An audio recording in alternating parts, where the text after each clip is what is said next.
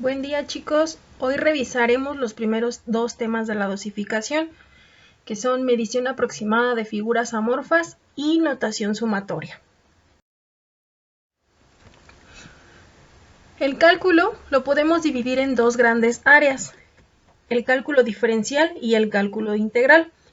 El primero se ocupa de las derivadas, mientras que el segundo de las integrales. ¿De dónde surgen? La derivada surge como una necesidad de calcular la pendiente de una recta tangente a una curva, mientras que la integral surge de la necesidad de calcular el área debajo de una función.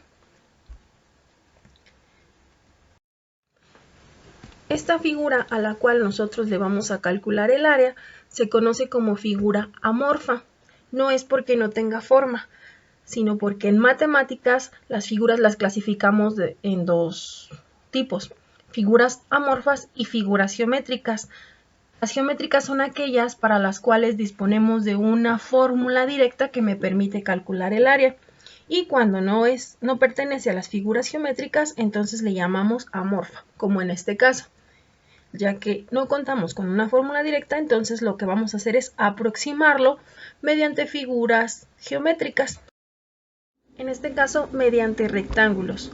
Si nosotros hacemos eso, entonces podemos decir que el área debajo de esa región es aproximadamente igual al área de la región 1 más el área de la región 2 más el área de la región 3.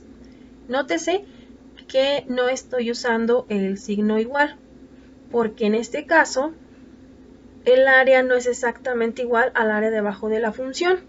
Como podemos observar, hay partes en las que me falta calcular una región y otras en las cuales mi cálculo se excede. Eso es un error en el cálculo. ¿Cómo podemos minimizar el error? Pues dividiendo en más regiones, en este caso 15 segmentos.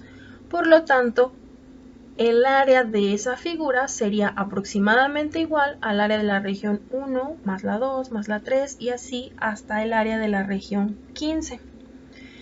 Sin embargo, como podemos observar, aún hay una parte donde me falta o me sobra. Si yo quiero un cálculo más preciso, pues aumento la cantidad de segmentos, en este caso 50 segmentos. Y entonces yo diría que el área es aproximadamente igual al área de la región 1 más la 2 más la 3 y así hasta llegar a 50. Ahora imagínense que tuviera que escribir esto a mano, pues sería bastante tedioso. Lo que hacemos para evitar escribir tanto y representar esa misma cantidad es utilizar una versión simplificada, que sería esta, y se conoce como notación sumatoria o notación sigma por el símbolo que estamos utilizando. ¿De qué se compone la notación sigma? Pues el primero de ellos es el símbolo que me está representando la sumatoria de los elementos que ahí aparecen. Además, encontraremos el índice de la sumatoria que está representando la parte que cambia en cada uno de los términos. Aunque podemos utilizar cualquier letra, comúnmente se usa la I, J, K, L, M o N. En la parte inferior se nos va a indicar en dónde empieza la sumatoria. En el caso anterior empezaba en 1, aunque no necesariamente tiene que ser 0 o 1, pero sí se debe indicar. En la parte superior se nos indica en dónde termina la sumatoria. Por ejemplo, si yo quiero representar la sumatoria de A1 más A2 más A3 más A4 más A5, lo primero que hago es escribir el símbolo sigma para indicar que los términos que ahí estoy poniendo se están sumando. Tenemos una parte que es constante, la A, y una parte que va cambiando, que sería el subíndice. Entonces, el índice de la sumatoria quedaría como un subíndice de A. La K va a tomar valores que van desde el 1 hasta el 5 para representar los 5 términos que ahí aparecen. Otro ejemplo, si yo quiero representar la suma de los primeros 7 enteros, lo primero que hago es poner el símbolo de sumatoria. En este caso no hay parte constante, el mismo número es el que va cambiando, por lo tanto simplemente pondría K. y K va a tomar valores que van desde el 1 hasta el 7. Otro ejemplo. Si yo quiero representar la suma de 6 más 8 más 10 más 12 más 14 más 16, empiezo por poner el símbolo de sumatoria.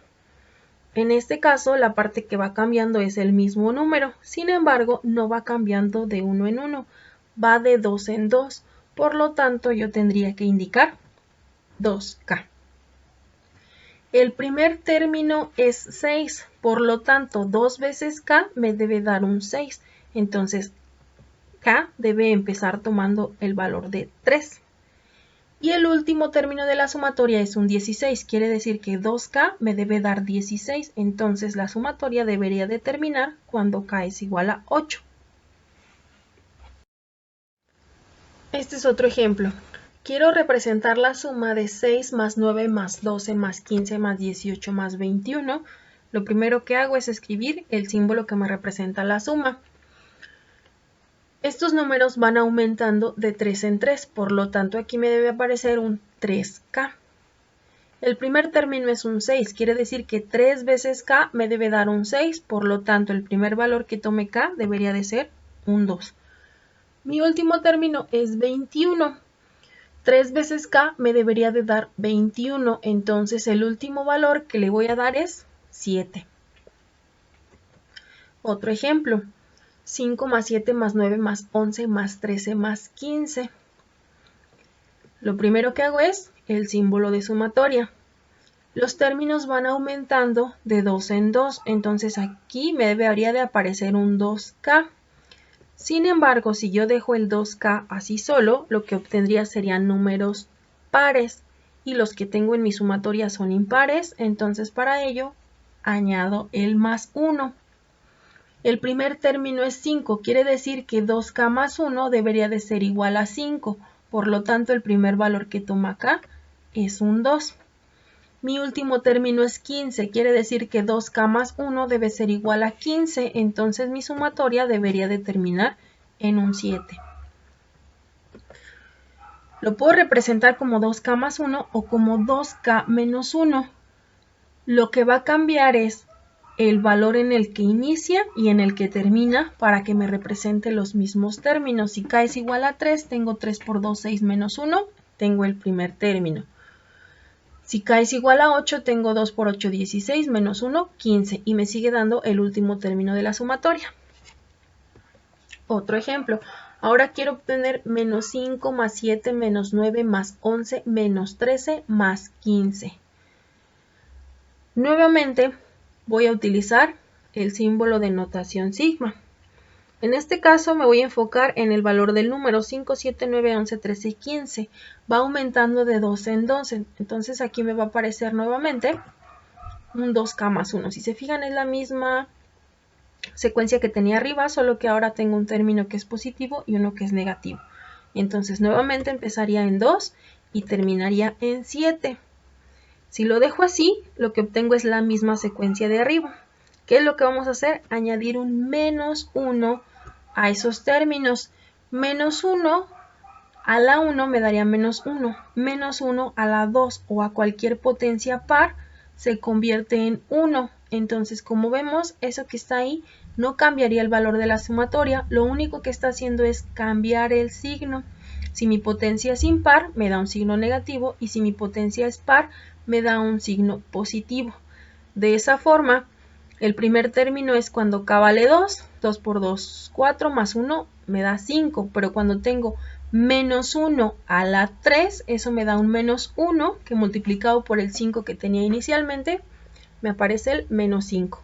El siguiente término es cuando K vale 3, 3 por 2 son 6, más 1, 7, me da el 7 que está en el segundo término.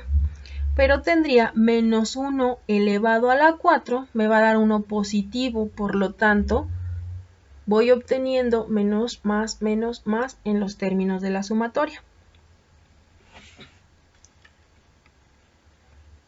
Antes de continuar, les voy a dejar algunos ejercicios para revisar si están entendiendo la notación sigma.